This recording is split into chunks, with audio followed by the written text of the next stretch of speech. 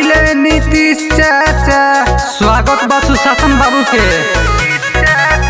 देखो है कहाला नु जीत पाका यार जेडी में अइले नीतीश चाचा। अरे जेडी के आइल सरकार हो सबके पाता गोली चली बुझल।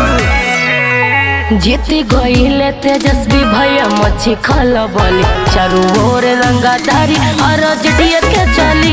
जीती गईले तेजस्वी भैया मच्छी खल बोली चारू ओर रंगाधारी और जडिया के चली। अरे बुझ गईलो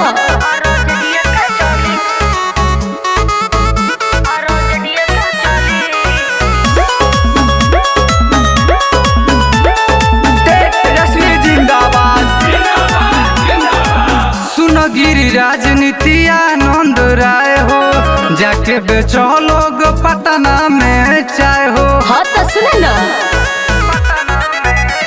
तो करे है हो आके कम महंगा सारा विरोधी के तो हो ही रे लाई। घर जाइए हो गुंडा माफिया बड़ बड़ बाहुबली। जीत गईले तेजस्वी भैया मच्छी खल बोल चारों ओर रंगाधारी आरो जडिया के चली।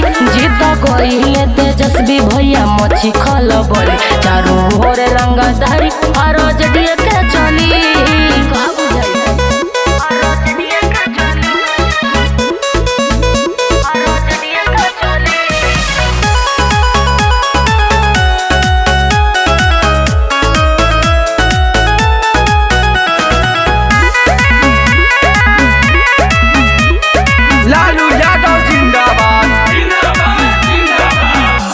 विपक्षी लोग के होई हो गजन तेज तेजस्वी के कर अभिनंदन।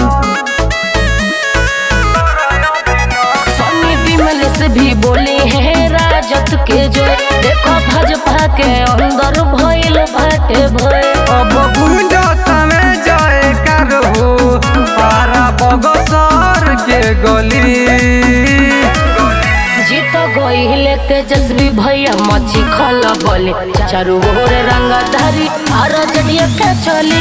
जीत गईले तेजस्वी भैया मच्छी खल बोले चारू ओर रंगाधारी और जडिया